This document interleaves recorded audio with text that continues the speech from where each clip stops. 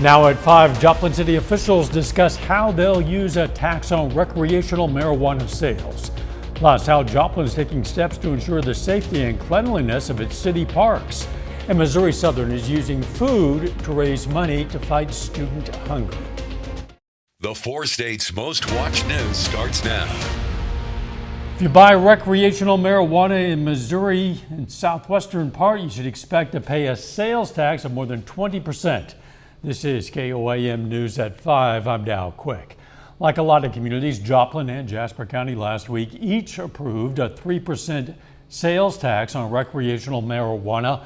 In addition to that, the state tax rate is another 6%, and the general sales tax rate is another nearly 9%. Altogether, the sales tax on recreational marijuana in Joplin will be just short of 21%.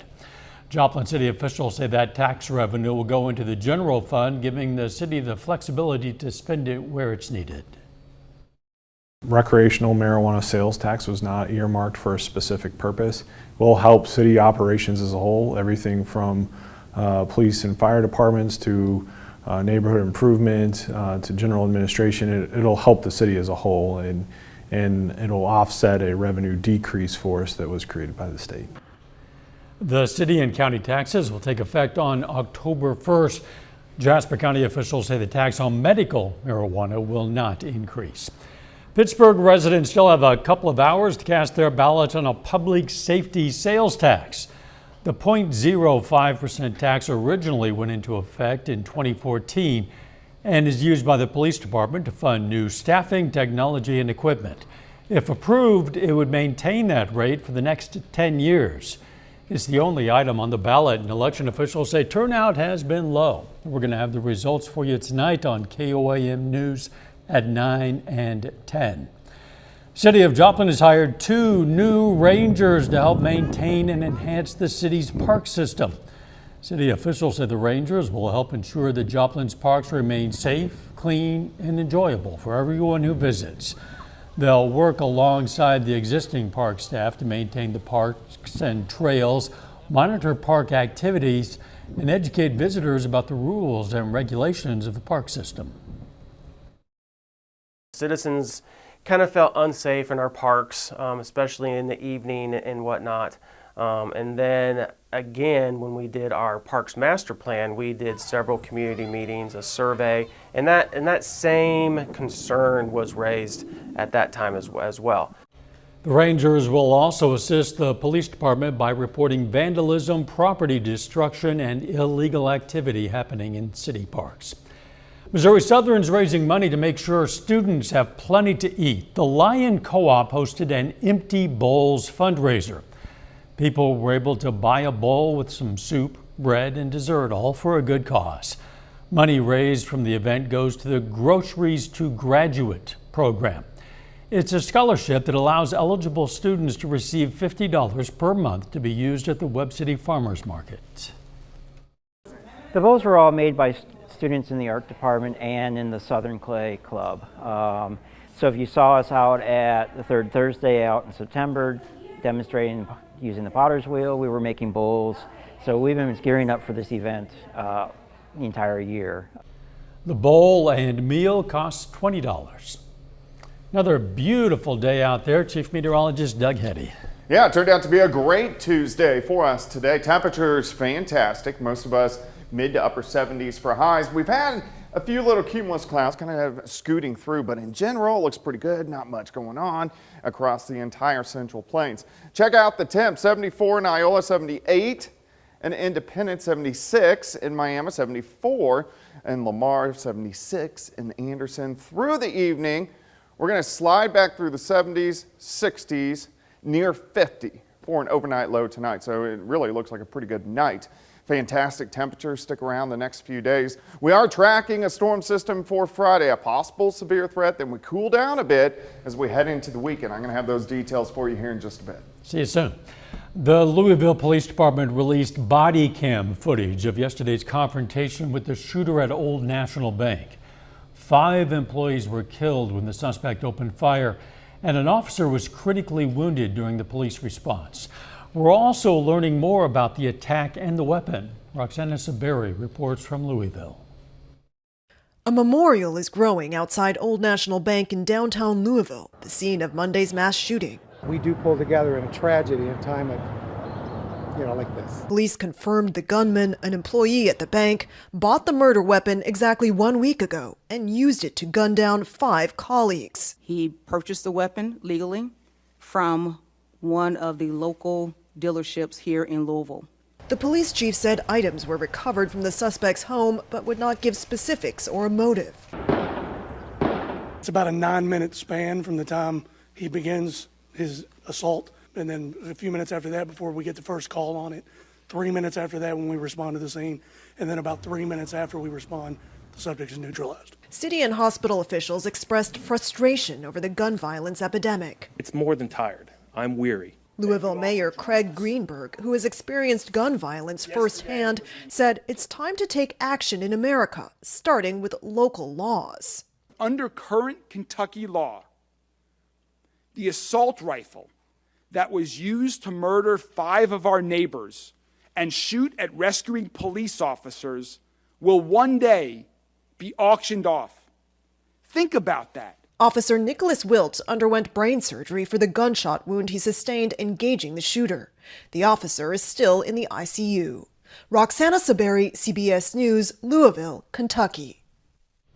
The hospital says blood donations from the Red Cross were critical in yesterday's life-saving efforts. The mayor asked anyone who wants to help and is able to donate blood. The White House says it still does not know the full extent of the security breach involving highly classified documents leaked on social media. The documents show key weaknesses in Ukrainian weaponry, air defense, and battalion sizes.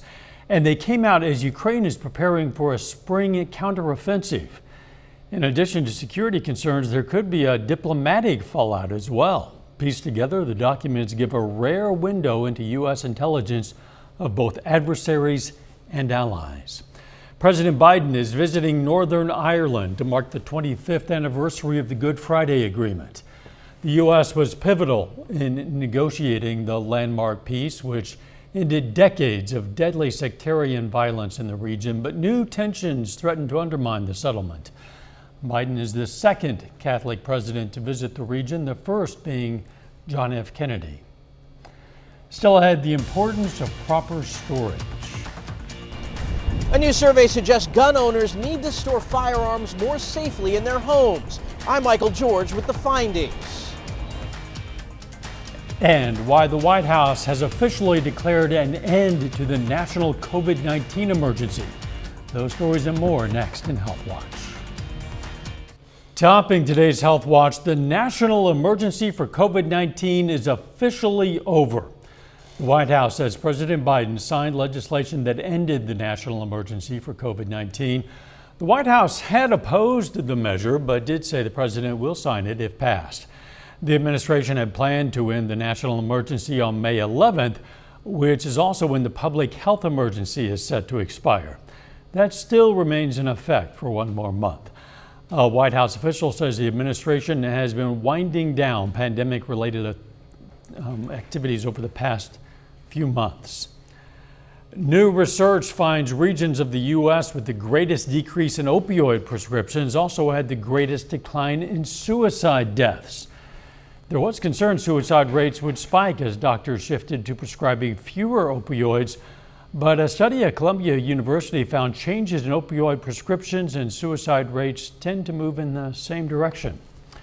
A new national poll suggests Americans need to store guns safely in their homes and highlights many families have been impacted by gun violence. Reporter Michael George has more.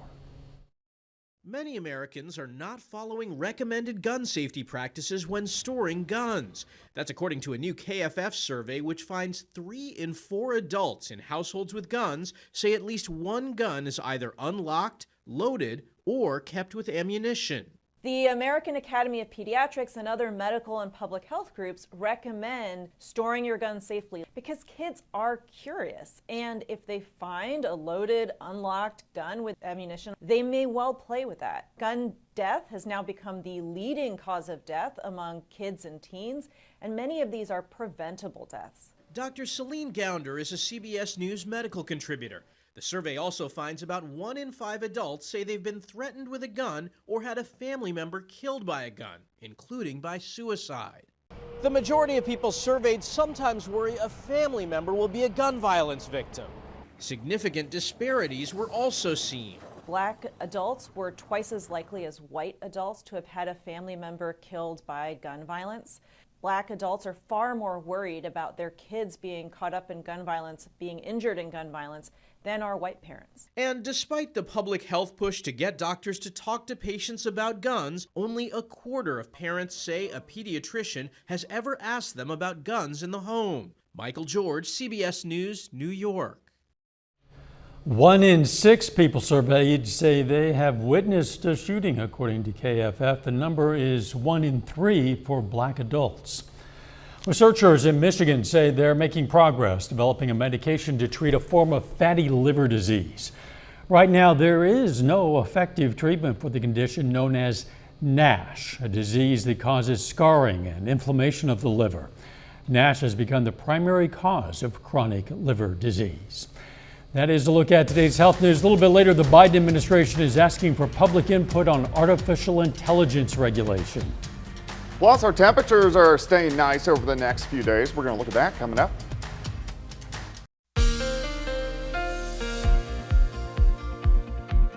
Well, it definitely turned out to be a great Tuesday for us today. Temperatures fantastic. Most of us mid to upper 70s, quite a bit of sunshine across the region, just those puffy little cumulus clouds during the afternoon hours. Nice shot. Here's Indigo Sky Casino and Resort. Of course, Indigo is just outside of Seneca, Missouri. All right, rain stats. Let's see where we're at because we've been doing pretty well so far this year. For the year, we're at 7.7. We should be at 8.5. So we are behind by 3/4 of an inch. We just want to make sure that gap doesn't get bigger before we go into the summer months. We want to hang pretty close to where we should be for this time of the year. All right, 75, Nevada, 75, Neosho, 76, Miami, Pittsburgh is sitting at 73. We can go outside, 7th and Rangeline, 75. Southerly winds, hair breezy at about 10. Humidity is fairly low at 37%. But look at the entire Central Plains. Everybody, 70s, then you hit 80s. So our temperatures are going to be fantastic as we go through the next couple days. For your evening, if you want to get out, clear skies sliding back through the 70s, 60s by midnight, down to about 59. I think we'll bottom out right around 50 a little bit later on tonight. But not too much going on here. You can see those cumulus clouds kind of popping up over the past few hours. To our south, that system that rolled through yesterday, it is right along the Gulf Coast. It's going to hang out down south for the next couple days. We are dominated by high pressure until this storm system rolls in by the time we head into Friday and Saturday and changes up our weather once again. Let's step through time for us tonight. We'll stop in the morning. 6:30 in the morning, about 50 in Nevada, 50 in Cassville, right around 50 to 52 across the region. Clear skies. We're going to get southerly winds, a little breezier tomorrow. We'll push 70 by the noon hour, but once we get into the afternoon, I think most of us 75, 76, 77 degrees, pushing 80 once you get into our western county. So actually a pretty good day. Here's your day planner for you. 54 at 7, 70 at noon, 75 by 5, southerly winds, a little breezy at about 10 to 20, of course, out of the south. As we go through tomorrow night, we stick with the clear skies. Temperatures are going to drop back right around 50 once again. Then as we go into Thursday, much of the same. We pop back up. Upper 70s, actually pushing 80 in a lot of spots. So the next 2 days look fantastic across the region. All right, hot spot for severe weather. This is going to be Friday. It looks like the greater risk, eastern Oklahoma, but we at least have a low risk of severe weather on Friday. So we do want to watch that as we go through at least the next couple days and see how that system sets up. But at least we're going to get some pretty good weather as we go through the next couple days. 76 tomorrow, 77 on Thursday, 80 on Friday, but we are going to be tracking that system that could give us some thunderstorms Friday afternoon, Friday night into Saturday morning. We do cool down for the weekend, but still nice. High temps into the 60s, back into the 70s as we go into next week. Yeah, these temperatures are close to perfect. Yeah, actually. pretty good. Thanks, Doug. Decades of conservation efforts have paid off for India's tiger population. According to the latest census, more than 3,000 tigers roamed the Indian wild last year. That's more than double the population in 2006 when it reached record lows. Part of the reversal was the development of 53 reserves. Tiger numbers started declining in the 1940s from agricultural expansion, deforestation, and fragmented habitats. Coming up, how one company is using artificial intelligence to help the visually impaired. Topping today's Consumer Watch, the Biden administration wants to hear from the public about how to regulate artificial intelligence. The Commerce Department will accept public input for 2 months. The request comes as software and technology companies have raced to integrate tools like ChatGPT into their products. The agency said it plans to issue a report advising the White House and other policymakers on the best approaches for keeping AI tools accountable. ChatGPT has exploded, and the AI technology is being used for everything from writing songs and poems to homework, even resignation letters. A Danish company is now using it to help the blind. Ian Lee reports. Exploring the unknown can be overwhelming if you're blind. But for Jasper Holten, a new powerful tool is giving him greater freedom. Virtual volunteer. This is a picture of a can of John West sardines. The label is green and yellow and there is a wrinkle on the top of the can.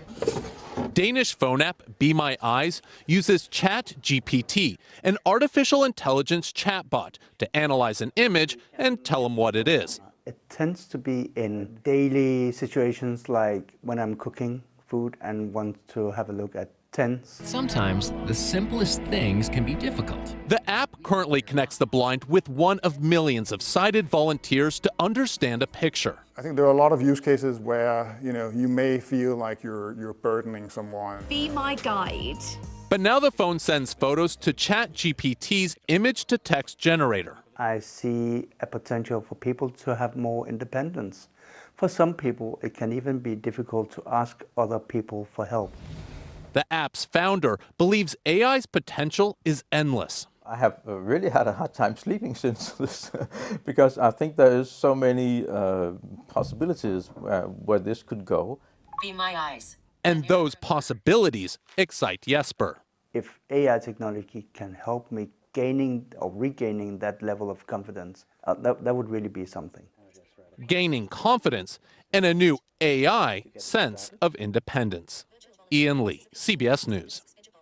The app already translates around 180 languages, and the company hopes to roll out the new ChatGPT feature soon. Google has a new experiment update page for its AI chat box, Bard.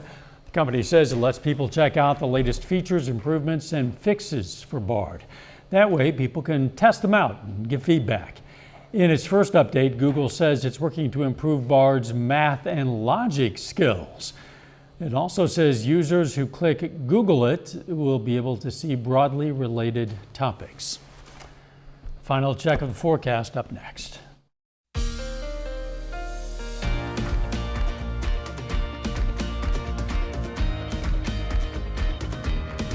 Up next on the CBS Evening News, how an Air Force couple is taking parenthood to new heights. And then on KOAM News at 6, we're going to have more on what kind of taxes Joplin residents can expect when buying recreational marijuana. Plus, how a proposed Missouri state budget could impact funding for public libraries. And the KU men's basketball team is making a stop in Pittsburgh this weekend as part of their barnstorming tour. We're going to tell you what you need to know. Stay with us, CBS Evening News, and then KOAM News at 6. So much of the year it's too wet or too hot or too cold. You don't get a lot of days like we have right now, which is close to perfect. Yeah, we really don't. We go from summer to winter, winter to summer.